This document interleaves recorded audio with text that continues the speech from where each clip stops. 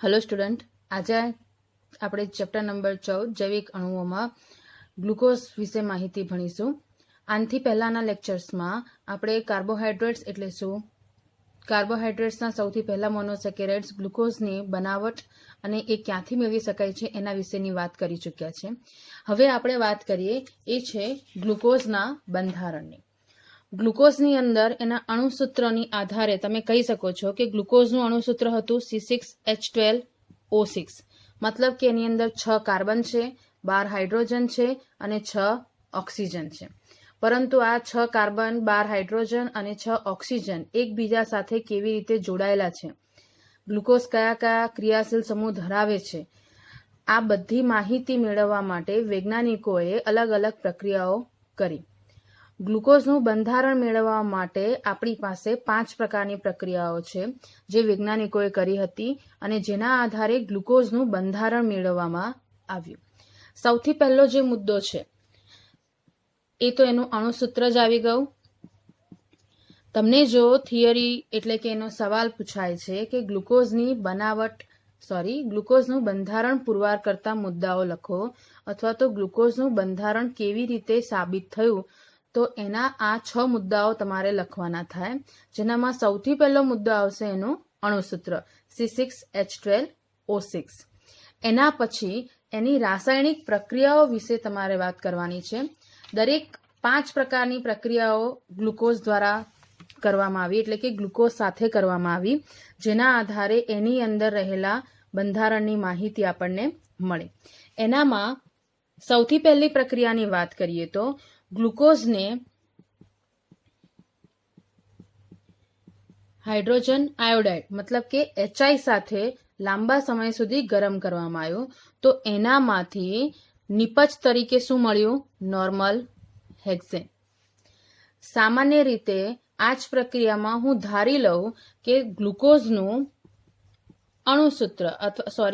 બંધારણ સૂત્ર જો આ પ્રકારનું હોય, જેની અંદર કાર્બન અને ક્રિયાશીલ સમૂહો આ પ્રકારના છે, મતલબ આલ્ડીહાઇડ છે, એક CH2OH ગ્રુપ છે અને 4 CHOH કોમન છે। આને હું ધારું છું અથવા તો હું એવું કહું છું કે ગ્લુકોઝનું બંધારણ આવું હોઈ શકે, ત્યારે જો હું એની HI સાથે પ્રક્રિયા કરું છું તો એનામાંથી મને શું મળ્યું? નોર્મલ હેક્સેન। 6 કાર્બન ધરાવતો લાંબી સરળ શૃંખલાવાળું એક કાર્બનિક સંયોજન।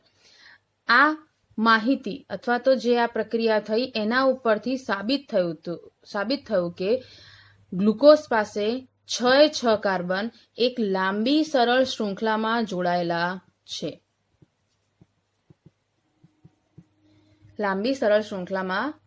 મતલબ કે ગ્લુકોઝના 6 કાર્બન એકબીજા સાથે કડી ટુ કડી જોડાયેલા છે। આ જે છે એ પહેલી પ્રક્રિયા થઈ, જેના ઉપરથી માહિતી મળી ગઈ કે 6 કાર્બન જે છે એક લાંબી સીધી સરળ શૃંખલામાં જોડાયેલા છે। ત્યારબાદ એની આ જ ગ્લુકોઝની તમે પ્રક્રિયા કરો છો હાઇડ્રોક્સિલ એમાઇન સાથે, જે આપણી થશે પ્રક્રિયા નંબર 3, જેનામાં હું 2 પ્રકારની પ્રક્રિયાઓ કરીશ। એક કરીશ હું ગ્લુકોઝની હાઇડ્રોક્સિલ એમાઇન સાથેની પ્રક્રિયા NH2OH। આ હાઇડ્રોક્સિલ એમાઇન સાથેની પ્રક્રિયાથી નિપજ તરીકે મને મળશે ઓક્ઝાઇમ। એવી જ રીતે બીજી પ્રક્રિયા કરીશ, જેનામાં આ જ ગ્લુકોઝની હું હાઇડ્રોજન સાયનાઇડ સાથે પ્રક્રિયા કરીશ અને એનામાંથી મને નિપજ તરીકે મળશે સાયનોહાઇડ્રીન।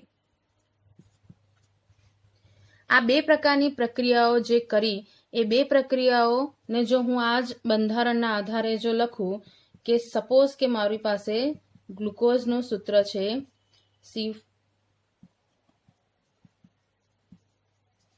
CHOH 4 times CH2OH, એની જો હું સૌથી પહેલા પ્રક્રિયા કરીશ એ છે ઓક્ઝાઇન સાથે। આને હજુ થોડુંક આપણે સરળ કરી દઈએ કે આપણે એને સિંગલ સ્ટેપમાં લખી શકીએ। સપોઝ કે હું સેન્ટરમાં લખું છું CHO, જે આલ્ડીહાઇડનું સ્વરૂપ છે, એની પ્રક્રિયા હું કરીશ કોની સાથે? હાઇડ્રોક્સિલ એમાઇન સાથે, તો એનામાંથી બનતો ઓક્ઝાઇમ CH ડબલ બોન્ડ NOH અને બાકીનું બધું એ જ રીતે રહેશે CHOH CH2OH.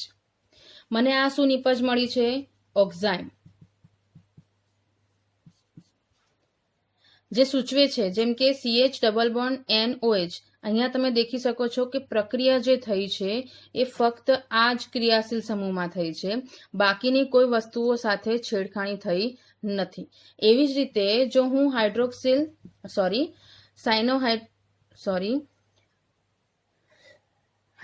સાયનાઇડ સાથે પ્રક્રિયા કરીશ તો એનામાંથી મને જે નિપજ મળશે એ CHCnOH CHOH 4 times CH2OH. મતલબ કે અહીંયા જે મળ્યો સાયનોહાઇડ્રીન, એ સાયનોહાઇડ્રીનમાં પણ તમે જોઈ શકો છો કે જે પ્રક્રિયા થઈ એ ફક્ત ક્યાં થઈ છે? CHO પર, મતલબ કે આલ્ડીહાઇડ સમૂહ પર. પરંતુ આ બંને પ્રક્રિયા જે છે એ માહિતી કોની આપે છે?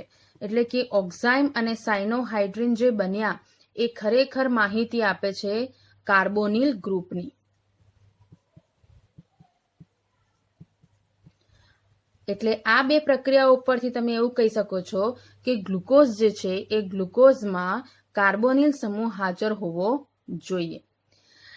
તમને સવાલ પૂછાય, જે હમણાં માર્ચ 2020ની બોર્ડની એક્ઝામમાં પૂછાયો હતો કે ગ્લુકોઝમાં આલ્ડીહાઇડ અને કીટોન સમૂહની હાજરી દર્શાવતી પ્રક્રિયાઓના સમીકરણ લખો. તો તમારી પાસે કાર્બોનિલ સમૂહની હાજરી દર્શાવતી પ્રક્રિયાઓ આ થઈ, જેનામાં તમે ઓક્ઝાઇમની બનાવટ અને સાયનોહાઇડ્રીનની બનાવટ લખશો. હવે આગળ વાત કરીએ પોઈન્ટ નંબર 4.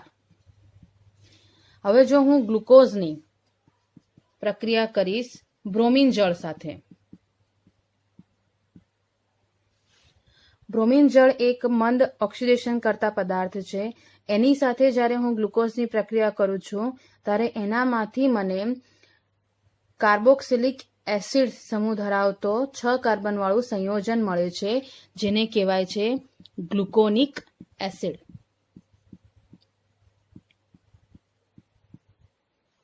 ફરીથી આપણે જો આના બંધારણના આધારે લખીએ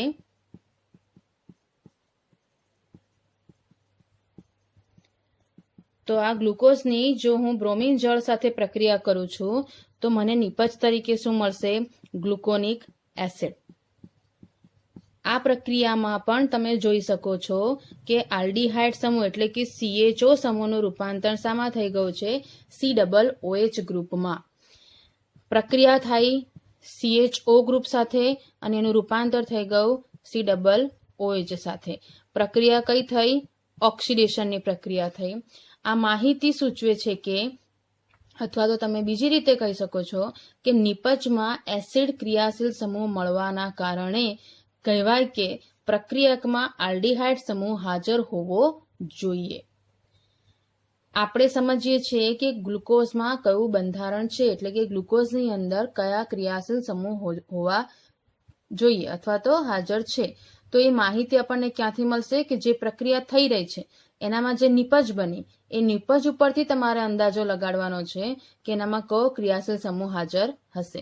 એટલે આપણે કહી શકીએ છીએ કે એસિડ સમૂહ છે એટલા માટે એનામાં આલ્ડીહાઇડ સમૂહ હોવો જોઈએ. એવી જ રીતે 5મા મુદ્દા ઉપર જઈએ, જેનામાં હવે આપણે પ્રક્રિયા કરીશું ગ્લુકોઝની એસિટિક એનહાઇડ્રાઇડ સાથે.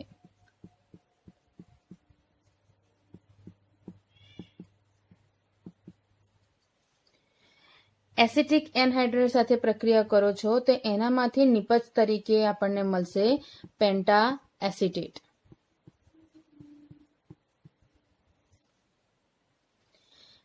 બંધારણના આધારે લખું તો CHOOH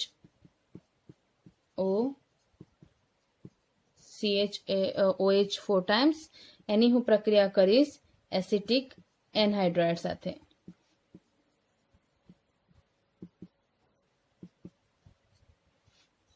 સામાન્ય રીતે એનું સૂત્ર આપણે લખી શકીએ છીએ એની પ્રક્રિયા જ્યારે કરીએ છીએ તો નિપજ તરીકે મળશે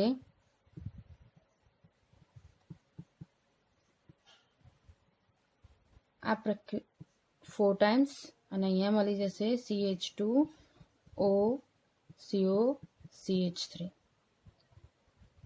ચોપડીમાં તમને અહીંયા C ડબલ બોન્ડ O અલગથી લખીને આપ્યું છે, મેં અહીંયા ભેગું લખ્યું છે CO. બંને વસ્તુ સરખી જ થાય.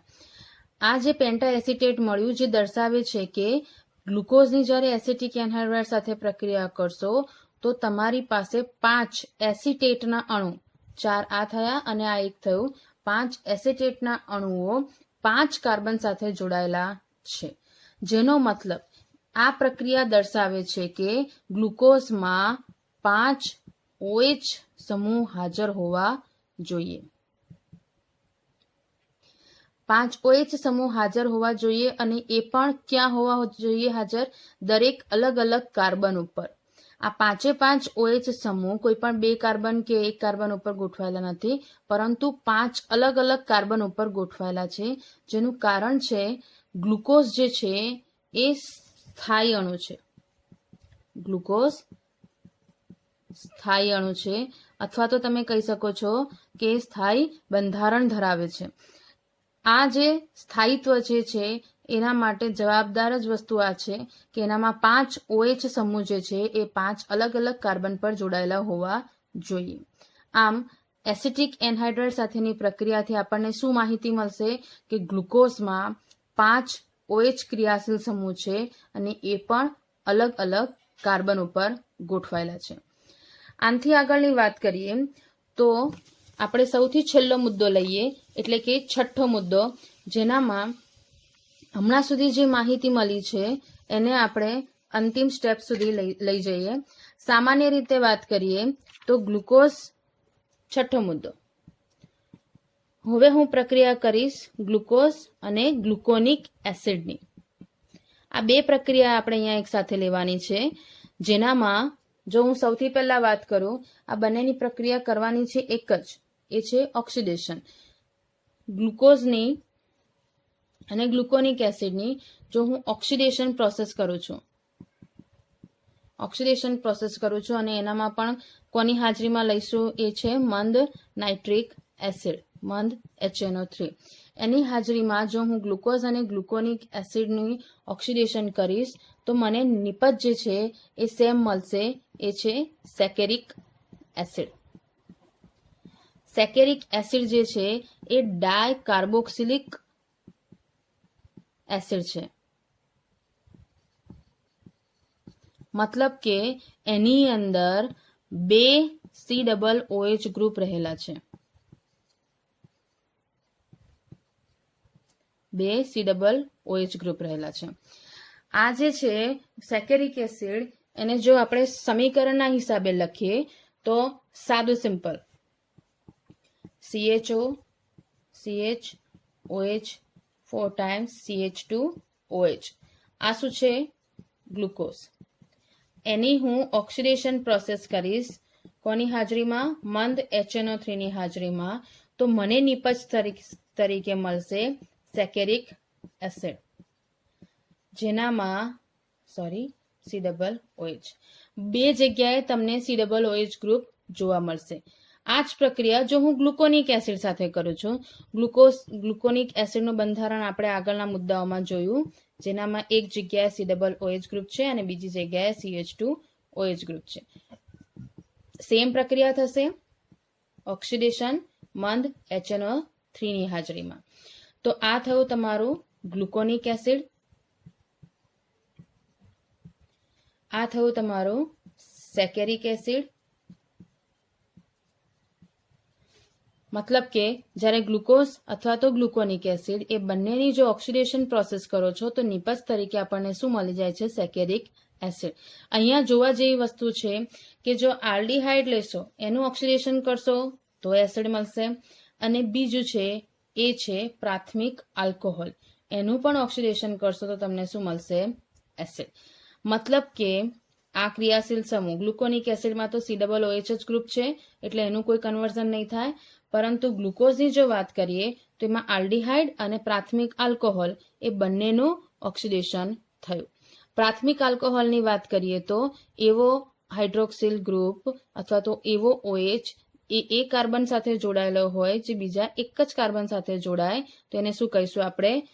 પ્રાથમિક આલ્કોહોલ એટલે કે 1 ડિગ્રી OH સમૂહ. બાકીના જે છે એ એવા કાર્બન સાથે જોડાયેલા જે છે એ એના બીજા 2 કાર્બન સાથે જોડાય છે, મતલબ એ પ્રાથમિક આલ્કોહોલ નથી. આ જે પ્રક્રિયા છે એ સૂચવે છે કે ગ્લુકોઝમાં એક પ્રાથમિક આલ્કોહોલ હાજર છે.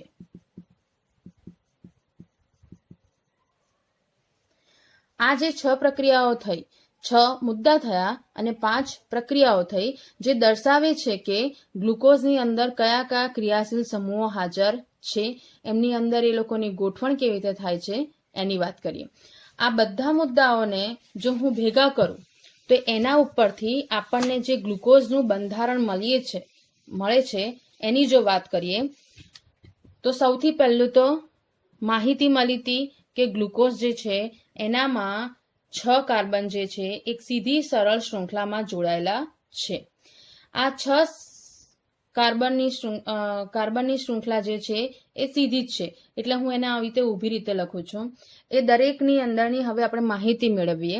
તો પહેલા મુદ્દામાં આપણને મળ્યું હતું કે 6 કાર્બન એક સીધી સરળ શૃંખલામાં જોડાયેલા છે. બીજા મુદ્દામાં આપણને માહિતી મળી હતી કે ગ્લુકોઝમાં કાર્બોનિલ સમૂહ હાજર છે. અને ત્રીજા મુદ્દામાં આપણને માહિતી મળી હતી કે એ કાર્બોનિલ સમૂહ કયા પ્રકારનો છે? આલ્ડીહાઇડ પ્રકારનો, કારણ કે એનું ઓક્સિડેશન થયું હતું એસિડ ક્રિયાશીલ સમૂહમાં. એના પછીની વાત કરીએ તો નેક્સ્ટ મુદ્દામાં આપણને માહિતી મળી ગઈ હતી કે એની અંદર 5 OH ક્રિયાશીલ સમૂહ હાજર છે.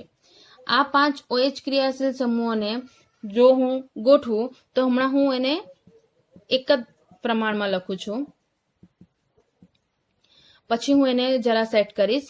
5 OH સમૂહ છે એ 5 OH ક્રિયાશીલ સમૂહ આવી રીતે જોડાયેલા છે 5 અલગ અલગ કાર્બન ઉપર.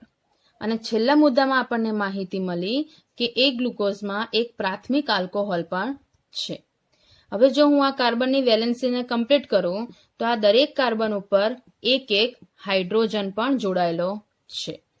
આમ ગ્લુકોઝની આ 5 પ્રક્રિયાઓના આધારે તમને આ ગ્લુકોઝનું એક બંધારણ મળ્યું, જેનામાં 6 કાર્બન એક સીધી શૃંખલામાં જોડાયેલા છે, આલ્ડીહાઇડ ક્રિયાશીલ સમૂહ છે, પ્રાથમિક આલ્કોહોલ ક્રિયાશીલ સમૂહ છે, 5 OH ક્રિયાશીલ સમૂહ છે અને એ 5 અલગ અલગ કાર્બન ઉપર જોડાયેલા છે.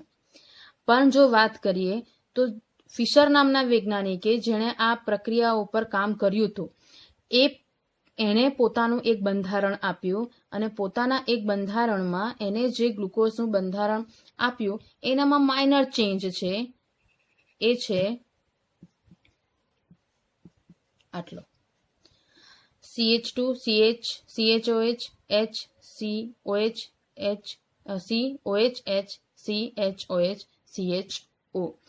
આ જે માહિતી મળી છે એ ફિશર નામના વૈજ્ઞાનિકે એના ગ્લુકોઝના બંધારણ માટે આપી અને એને નામ આપ્યું D+ ગ્લુકોઝ.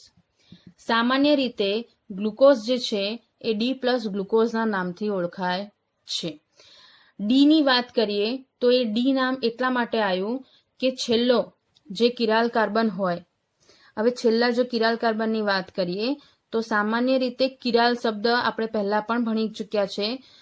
કિરાલ કાર્બન એને કહેવાય કે જેની સાથે જોડાયેલા 4 ક્રિયાશીલ સમૂહો અલગ અલગ હોય. તો છેલ્લો કિરાલ કાર્બન મતલબ આ થયો, કારણ કે આ કાર્બન સાથે જોડાયેલો આ વાળો ભાગ આખો અલગ છે, આ હાઇડ્રોજન, આ OH અને નીચે CH2OH. તો છેલ્લો કિરાલ કાર્બન તમારો આ થયો. અથવા તો તમે આ વાળા કાર્બનને પણ ગણી શકો છો, પણ મોસ્ટ પ્રોબેબલી આપણે આ નીચેવાળો કાર્બન કન્સિડર કરીશું. તો અહીંયા તમે જોઈ શકો છો કે અહીંયા OH ક્રિયાશીલ સમૂહ જે છે એ જમણી બાજુ છે. તમે નોટમાં લખો છો સ્ટ્રક્ચર, તો આ OH ક્રિયાશીલ સમૂહ ક્યાં આવ્યું છે? જમણી બાજુ. એટલા માટે એનું નામ પડ્યું ડી. જો આ જ બંધારણમાં હું થોડોક ચેન્જ કરું છું,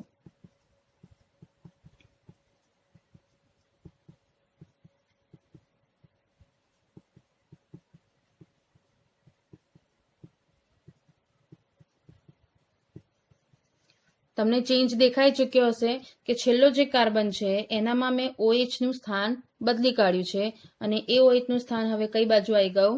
ડાબી બાજુ. તો એને કહેવાશે L પ્લસ ગ્લુકોઝ.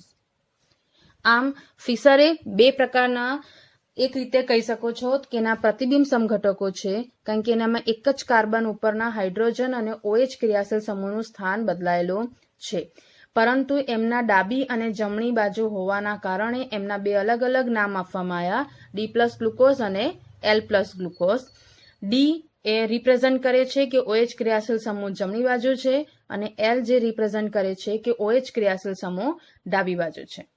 અહીં દેખાતું પ્લસ નું જે સાઇન છે એ માહિતી આપે છે કે જ્યારે ગ્લુકોઝનું તમે દ્રાવણ બનાવો છો અને એનું તમે રોટેશન ચેક કરો છો, એટલે સામાન્ય રીતે પોલારીમીટરના સાધનમાં ગ્લુકોઝના દ્રાવણને ભરીને અને એનું તમારે રોટેશન ચેક કરવાનું, એટલે કે કઈ બાજુ પરિભ્રમણ કરે છે.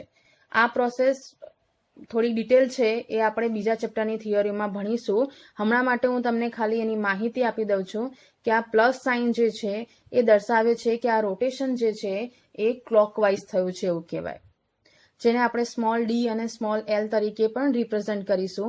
એ આપણે નેક્સ્ટ વાર ભણીશું, નેક્સ્ટ થિયરીઓમાં. હમણાં માટે આપણે ખાલી કેપિટલ ડી અને કેપિટલ એલ વિશેની વાત કરીએ. તો OH ક્રિયાશીલ સમૂહ જમણી બાજુ તો ડી અને OH ક્રિયાશીલ સમૂહ ડાબી બાજુ તો L. આપણે ગ્લુકોઝનું બંધારણ જોયું. CHO, C, OH, H, C, H, OH, C, OH, H, C, OH, H અને CH2OH. છેલ્લા રહેલા અસમ કાર્બનના આધારે, છેલ્લા એટલે જો હું નંબરિંગ કરી શકું કાર્બનની તો 1, 2, 3, 4, 5 અને આ 6. છેલ્લા અસમ કાર્બન મતલબ કે 5 નંબરના કાર્બન પર રહેલા OH ક્રિયાશીલ સમૂહના આધારે આપણે એનું D પ્લસ ગ્લુકોઝ અને L પ્લસ ગ્લુકોઝના આધારે એનું નામકરણ બતાવ્યું. આ નામકરણ ફિશર નામના વૈજ્ઞાનિકે બતાવ્યું હતું. આને જો હજુ મારે સરળ રૂપમાં લખવું હોય તો એ સરળ રૂપમાં હું લખી શકું છું. એ છે આપણે એને આવી રીતે દર્શાવી શકીએ.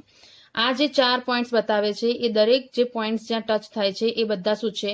4 કાર્બન, જે તમે અહીં જોઈ શકો છો. બીજો, ત્રીજો, ચોથો અને 5મા નંબરનો કાર્બન. સૌથી ઉપર આવશે પહેલા નંબરનો કાર્બન એટલે કે CHO, સૌથી નીચે આવશે CH2OH. આવી રીતે આ ગ્લુકોઝનું સ્ટ્રક્ચર યાદ રાખવાનું થોડુંક ઇઝી પડે, એટલે તમે આ રીતે એને યાદ રાખી શકો છો.